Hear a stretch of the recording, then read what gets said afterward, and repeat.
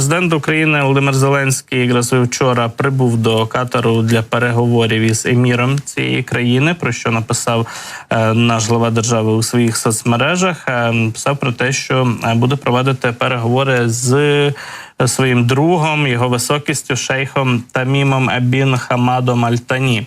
Ми бачимо вже кадри зустрічі президента Зеленського у Катарі із керівництвом цієї держави. Катар дуже важливу роль відіграє якраз у процесі повернення українських полонених і, зокрема, українських дітей, яких Росія викрала, яких Росія депортувала. І саме про продовження цієї роботи, як у межах міжнародної коаліції за повернення українських дітей, так і в межах саміту миру, якраз президент Зеленський продовжив спілкуватися вчора із керівництвом якраз Катару.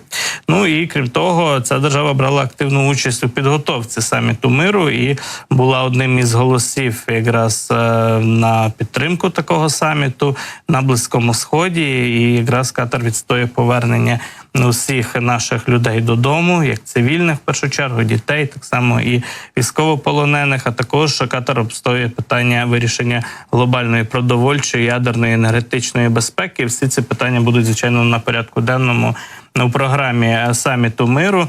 Якраз на них і зосередяться учасники. Тому от зараз важливо дійсно продовжувати таку роботу із країнами, що називаються глобального півдня, до яких Катар, безумовно, можна віднести. Водночас ми також вже сьогодні зранку прочитали у соцмережах президента України про те, що відбулася телефонна розмова, перша взагалі телефонна розмова із президентом Перу. І наш президент подякував Діні Болуарте за конкретні кроки на підтримку України, суверенітету і територіальну цілісність України. Перу голосувала за ключові резолюції ООН і припинення статусу Росії як постійного спостерігача. І також закликав наш президент робити ще один крок на підтримку України і справедливого миру, взяти участь Перу у саміті миру в Швейцарії. Тобто це фактично було таке офіційне запрошення. На думку нашого президента, це значно підсилить присутність і позиції Латинської Америки як на саміті, так і загалом у процесі протистояння російській агресії. Отже, робота така продовжується, ведеться. Її результати вже побачимо за підсумками, звичайно, безпосередньо саміту у Швейцарії, який наближається. До нього залишається все менше часу. І, звичайно, Росія так само докладає багатьох зусиль для того, аби цей саміт, якщо не зірвати, то його зіпсувати і все ж таки вплинути на позиції багатьох держав-учасників, які їдуть, або ж відмовити, переконати багатьох держав не їхати, не брати участь у цьому саміті. Про це пишуть, зокрема, також і західні медіа. От, зокрема, з'являються публікації в англомовній пресі про те, що і Швейцарія, країна глобального півдня, деякі протискають альтернативні рішення цього саміту, невигідні для України. Тобто боротьба зараз ведеться за кожне питання, фактично за кожну позицію. Ну, в той же час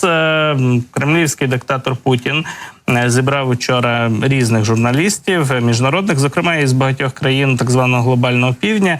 Вони там були присутні і говорив з ними щонайменше 3 години на теми якраз війни, на теми санкцій, на теми, власне, російських різноманітних амбіцій на міжнародній арені. І, звичайно, що Путін не стримався при цьому від різноманітних погроз у бік Заходу, в бік, в першу чергу, країн Європи, Сполучених Штатів. І видно було, що хвилює особливо Путіна той факт, що країни Заходу зараз дозволили завдавати ударів їхньою зброєю по російській території. Нехай в обмеженому форматі наразі, але такий дозвіл, таке погодження, як ми знаємо, останні тижні з'явилося і було закріплене.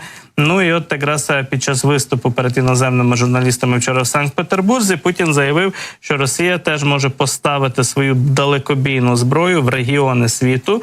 Цитуємо, звідки завдаватимуть ударів по чутливих об'єктах тих країн, які постачають зброю Україні. Тобто це фактично пряма погроза. Так, Путін не каже, ми будемо бити у відповідь. по, скажімо, Німеччині, Франції чи Сполучених Штатах чи Великій Британії, але заявляє, що буде Росія допомагати таким фактично супротивникам, які протидіють на різних, скажімо так, ділянках геополітичних конфліктів на різних континентах оцим західним державам і будуть завдавати ударів по цілях, по об'єктах, які належать цим державам. Тобто все ж таки йде мова про таку опосередковану відповідь, але все ж відповідь з боку Росії. Чи ці погрози стануть реальністю, поки що складно сказати, але можемо послухати пряму мову кремлівського диктатора, як саме він в присутності міжнародних журналістів вчора погрожував Британії, Сполученим Штатам та іншим нашим союзникам. Ми думаємо на тему о том, что если кто-то считает возможным поставлять такое оружие в зону боевых действий для нанесения ударов по нашей территории и создания проблем для нас, то почему у нас нет права поставлять наше оружие такого же класса в те регионы мира, где будут наноситься удары по чувствительным объектам тех стран, которые делают это в отношении России? Теми, кто поставляет это оружие. Если это атакам, значит, это делает Пентагон. Если Storm Shadow, значит, это делают британцы. Причем в случае с Storm Shadow там еще проще. Простота заключается в том, что полетные задания вводятся автоматически, без участия военнослужащих на земле. Автоматом. Это делают британцы, значит. Вот и все.